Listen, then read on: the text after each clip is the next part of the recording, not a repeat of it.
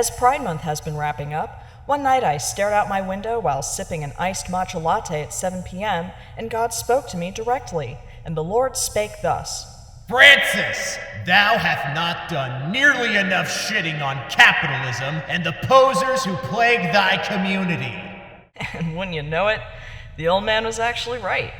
I hadn't done enough shitting on the capitalist simps and myopic posers that give the queer community a bad name. But the answer to this question was actually right in front of me, mentioned in my last video about why I stopped watching RuPaul's Drag Race. The latest plague made by, I think, gay people for what they thought would be for gay people, called A Colossal Gay Nightmare by the Daily Beast. It's a program that pleased nobody and enraged most, and caused me to have non-flashbacks to another abomination I reviewed a while back called the A-List New York. I'm talking, of course, about Real Friends of WeHo.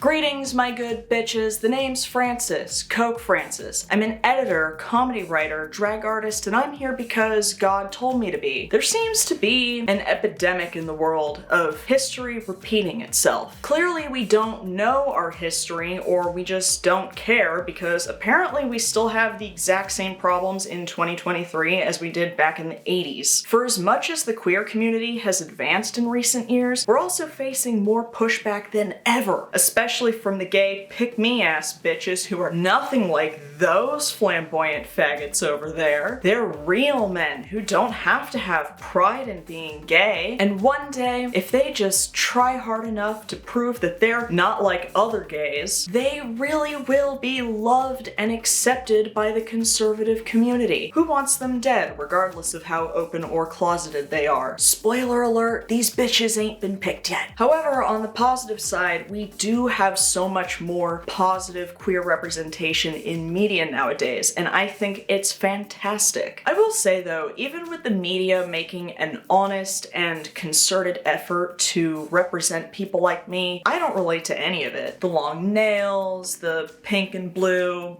bisexual lighting, the whole yas queen, pussy up slut. I relate to none of it. You know who I relate to? John Wick. 1. He's a man who gets shit done. 2. If you even insulted my dog or threw shade at him like, ooh, look, this bitch, his eyes are too close together, welcome to your funeral. More importantly, there's good queer representation in media nowadays. In a lot of ways, we've come a long way from shows like the A-List New York, which made me understand hate crimes. But just when we thought that those abominations were finally over and done with, along comes a new show on MTV, which resurrected the A-List from its grave/gender-neutral bathroom and threw in a couple of mandatory diversity hires. The reason I'm wearing my real hair today is because it's about the only real thing you'll see next to a show called Real Friends of WeHo. But before we get into breaking down this absolute catastrophe, if you are a fan of watching a very tired drag queen talk about nerd shit forever, I ask that you please throw a massive party for no reason. Invite every nobody who thinks they're a somebody and start talking shit to everyone about everyone. Once you've got everyone hot and bothered, tap your sparkling wine glass because you can't actually afford real champagne and raise a toast. But instead of saying anything important, go ahead and just unzip your pants and dick slap those like and subscribe buttons as hard as you can. The main reason Real Friends gained such infamy is because MTV decided to air it right after season 15 of Drag Race and before Untucked. Now, I did state in my last video that I have decided to stop watching Drag Race, but because I had a bunch of people bitching and moaning in the comments about it, just because I stopped watching it does not mean I don't care about it. I know damn well that Untucked is meant to be viewed immediately after Drag Race, which means Real Friends held Untucked hostage as audiences either A, watched an absolute horror, or B, used that hour of airtime to actually do something productive, like digging ditches or losing their anal virginity or whatever. Oh girl, but it doesn't end there. In order to make room for Real Friends, MTV made a very smart business decision by industry professionals and executives used to cut Drag Race short by half an hour. Episodes went from being 90 minutes with ads to 45 minutes without ads, which means not only did Real Friends force its way in, it did so without lubricant. Audiences and the queens deserve better, and all were rightfully outraged. So without further ado, let's see just what exactly MTV's reason was for cutting short a show that people actually give a shit about. You've heard of the Fab Four and the Fab Five. Get ready for the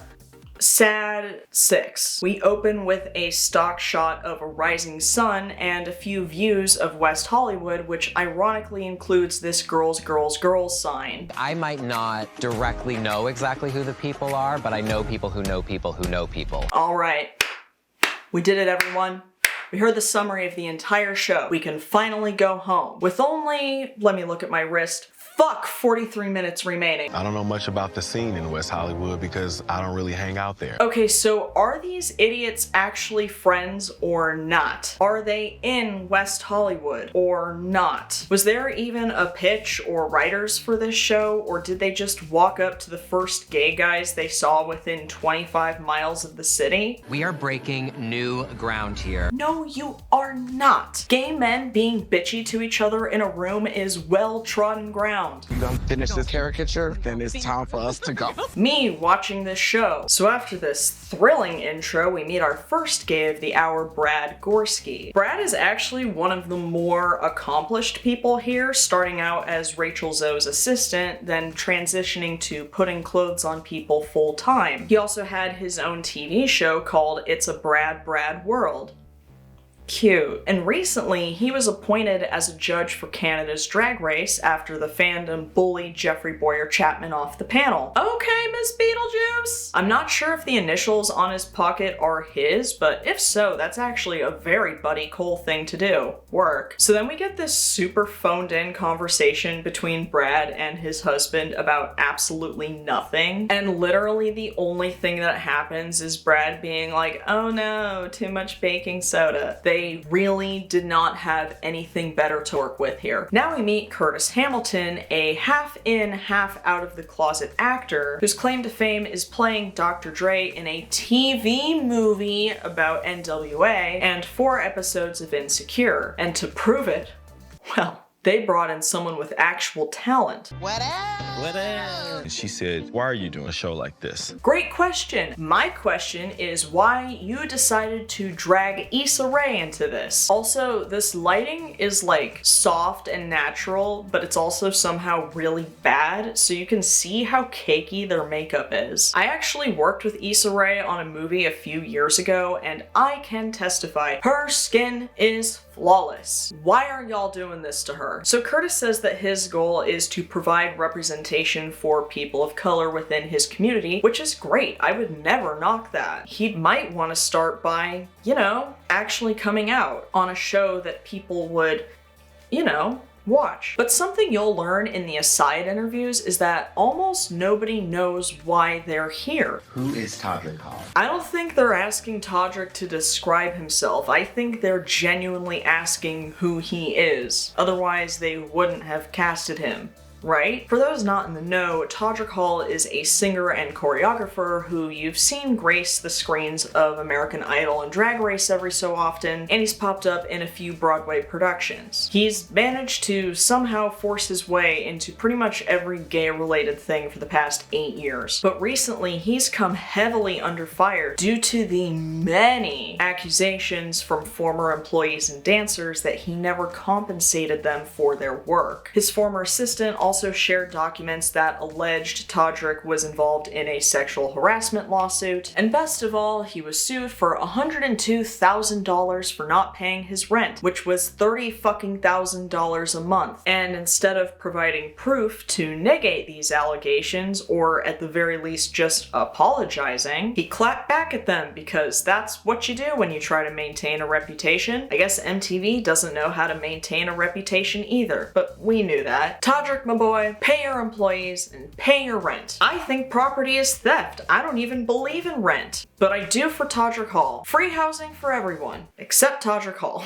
All the men you see in his house right now are here for free. You've never been here before. No. Yeah, it's not like you're real friends or anything. Or maybe this is just a new place he's not paying rent for. And now Todrick's actually going to try and make himself out to be a victim. He even refers to perfectly valid criticism as a witch hunt, for fuck's sake. I was tolerant of the show until right now. I had incredible fans. You have fans? Here's the thing. I don't want Todrick to be a bad person. He's a talented and hardworking guy, and everyone has done shitty things in their life, and it's not fair to pretend as if we haven't. But you have to take the steps to address your wrongdoings. If your apology is truly genuine, plenty of people will accept it, and plenty won't. That's just the nature of being a public figure. Take responsibility, provide reparations, and demonstrate that you know better now. You know, the opposite of doing this show. Podcast begins in 5, 4. What is a superhost? So now we meet James Vaughn, whose claim to fame is being married to Jonathan Bennett, who you might recognize as Aaron Samuels from Mean Girls. And James is the Chasten Buttigieg of this show. Just that basic-ass house husband who really isn't hurting anybody at the end of the day, though his slight black scent leaves a bit to be desired, but as someone with a mad crush on Matt Rife, I can't really say shit. So, guys, Halloween, we gotta talk about our costumes because we won. There is a prize for best costume.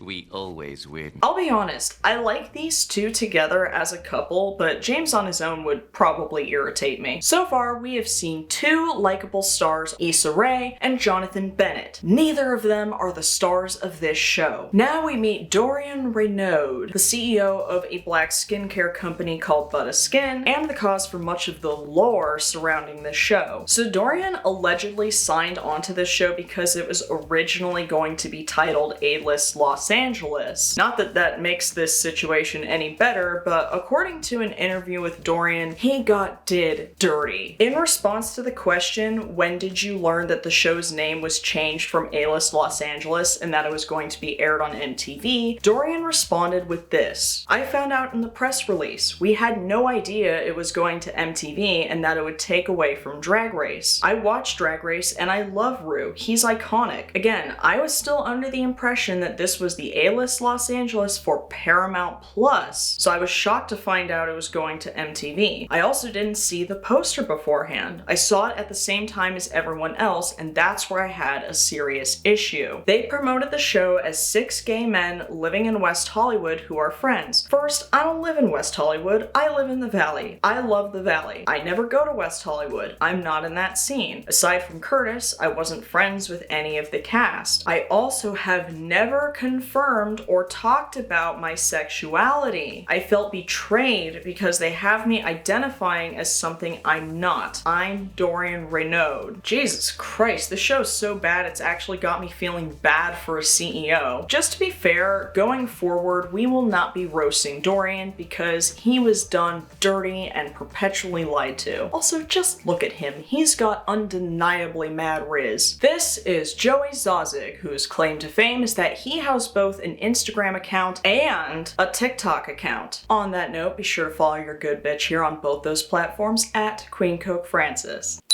I'm promiscuous Joey, I'm also sex Joey, I'm also loving Joey. Oh my god, why do you sound like you brush your teeth with chocolate milk? Also, I love this adorable failed attempt at a tongue pop that ends with him just spitting on the camera lens. You see, Joey, the key to a good tongue pop is a hydrated mouth. It's also not an African click bop. Observe. So many people can disguise themselves as f***ing sheep when they're actually a snake. If Joey is a snake, he's probably a loyal one. Even in a show about real friends, this is still the nicest thing anyone has to say about Joey. Oh, this poor bitch. This is how I know this is staged. Gay men would never eat pizza at a gym. When's Dorian coming back? I want to watch the only guy who doesn't want to be here. But also, like, this show feels like if you panned the cameras out, you would see guns being held to everyone's heads. Aside from Joey, that guy is way too happy to be here. See the balloons that say, he said yes. Okay, so this is pretty cute, right? But imagine how awkward it would have been if he said no. This is why I'm terrified of marriage marriage proposals, and I'm settling for a domestic partnership, or as my partner calls it, getting gay married. So we're about halfway through this episode, and so far, nothing has happened. To be fair, that's because we're finally done with introductions, but I'm watching this one episode, and this one episode only, and I can already tell that nothing else will happen for another 5.5. Bob the Drag Queen and Monet exchange! Since Todrick can use his drag race pool, surely he'll finally own up to his mistakes and make a formal apology now, right? No? Bob and Monet are handing him the opportunity for redemption on a silver platter, and he's just gonna call all these true allegations rumors? This has the same energy as when Bobby Lee had Carlos Mencia on his pod a while back, and Carlos was explicitly given the chance to address the whole plagiarism scandal and apologize, and all he did was deny, deny, deny again, and Bobby subsequently died inside. So Bob and Monet lovingly read Todrick to filth because this is proper etiquette in drag-ese. You read someone out of politeness, you throw shade when you really want to start shit. Again, I don't want Todrick to be a bad person. I don't want to see him fail, which is why this sense of victimhood he's creating around himself is so frustrating. I'm sick of that narrative because there's a lot more to me, honey. Okay, so just because I'm an awesome guy, I will say that influencers are people too. They're just trying their best to do something they enjoy, just like everyone else. As someone whose hobby is playing dress up and roasting conservatives and other queers on the internet, I'll be the first to admit that I'm doing the same thing here. Joey heavily outranks me number-wise on TikTok and Instagram. However, I took a gander at his YouTube channel and realized that I'm not too far off from his current subscriber count. So this is where I will be enlisting your help, my good bitches. Let's see if I can reach Zoe Zauzig's sub count by the end of 2023, if not surpass it. So if you haven't already, give an extra hard dick slap to that subscribe button and let's see who can be the most vapid queer on this platform. And go! You messy as hell. What you told him? So I know Dorian expressed that he never openly admitted what his sexuality is, and I want to be respectful of him, and I certainly don't want to paint him as something he's not, but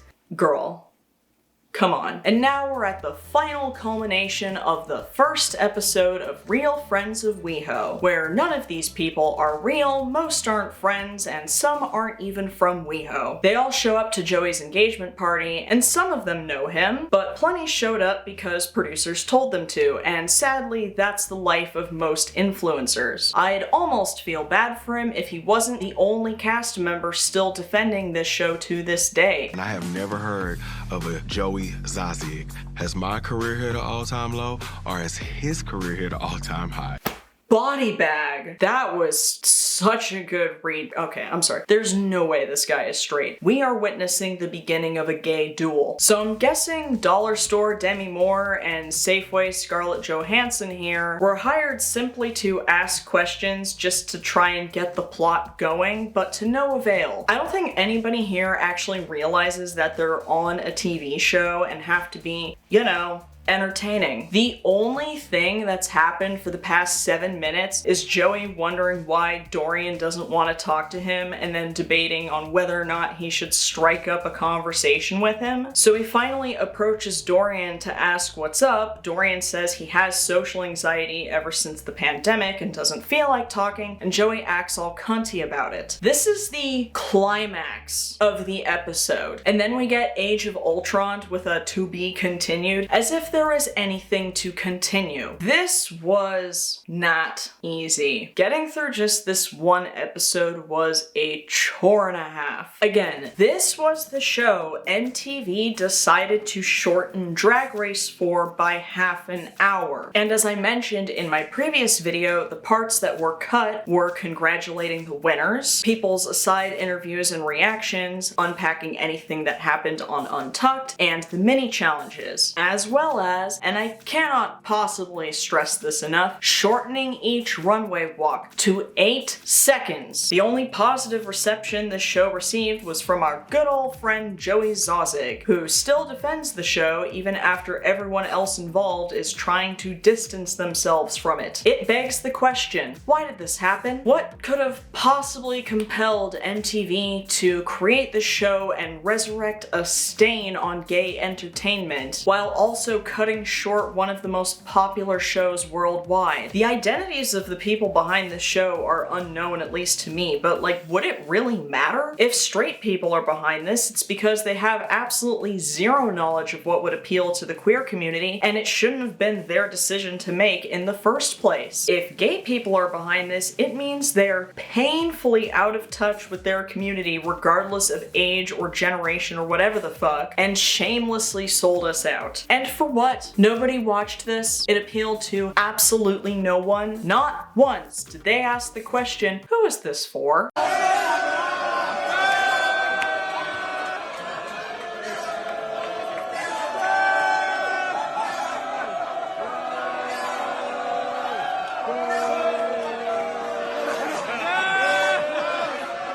There was little to no marketing of it prior to its release. It just colonized its way right between two shows people actually enjoy, as if to say, hello fellow gays. You love seeing talented queer people showcase their art and create drama for compelling television? Surely you will love a show that does the exact opposite. No more questions, homosexual. Consume this product the way you do every June with your rainbow-themed Neutrogena face wipe. Real Friends of WeHo was doomed from the start. So there were a few differences between this and the A-list that I noticed. Aside from Mike Ruiz, literally everybody on the A-list is a fucking poser. They are all nobodies. On Real Friends, more than none of the cast is established. Problematic as he is, people have still heard of Todrick Hall. Brad Gorski has a decent resume as well. As far as the nobodies on the show, I would have liked to see more of James and Jonathan Bennett together, obviously. The most screen time was dedicated to the most annoying cast member who wanted to be there the most, and the one who didn't want to be there the most. Another improvement over the A-list. People not tossing around racist and transphobic slurs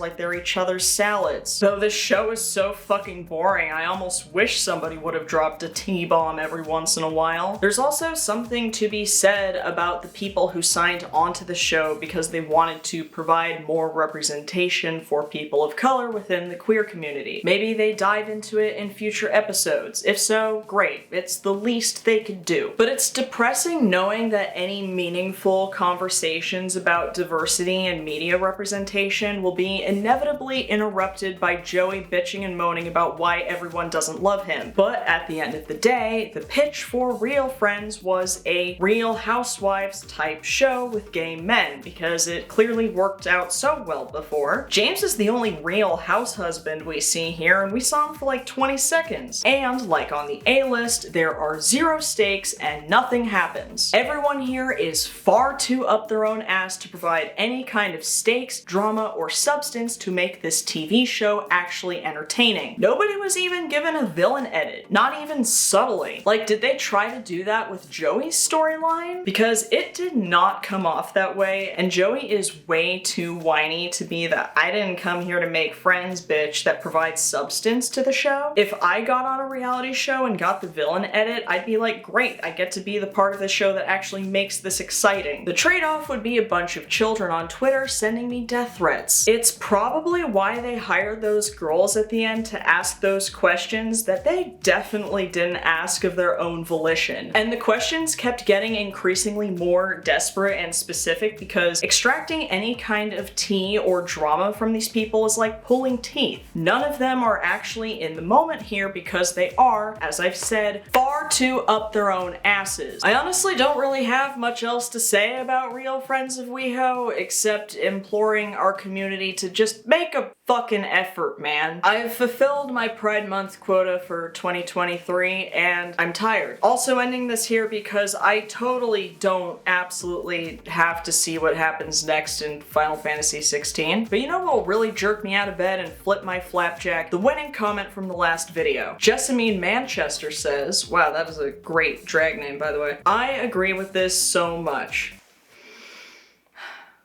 Keep talking. While I certainly wouldn't take the positives of mainstream drag for granted, I think the way capitalism prioritizes the very specific image of drag highlighted on Drag Race is what actually made me hesitant to get into drag myself for so long. It wasn't until I actually did my research and sought out independent drag artists that I was able to recognize the punk nature of the art form and how it's one of the most counterculture ways of self-expression out there. The way Drag Race is able to make the general public more educated about drag is so important, but it also comes with the downside that people can assume they already know everything about what drag can be. Actually, your channel was one of the many things that got me more interested in independent drag creators, and I'm so very grateful that you're continuing to post videos. Also, this look is absolutely iconic as always. I may or may not have printed that out and taped it to my bathroom mirror. You too can be featured in the next video. Leave a comment below and I will pick my favorite one and give you a shout out next time. If you would like to see more of my clown mug elsewhere, please consider following me on Instagram or TikTok. My handle for both is @QueenCokeFrancis. If you'd like to see me bully racists, homophobes, and transphobes in 240 characters or less, follow me on Twitter @RealCokeFrancis. If you haven't done this already, I ask that you please throw a massive party for no reason. Invite every nobody who thinks they're somebody and start talking shit to everyone about everyone. Once you've got everyone all hot and bothered, tap your sparkling wine glass because you can't actually afford real champagne and raise a toast. But instead of saying anything actually important, go ahead and unzip your pants and dick slap those like and subscribe buttons as hard as you can. And most importantly, help me beat Joey Zauzig's subscriber count. And of course, as always, until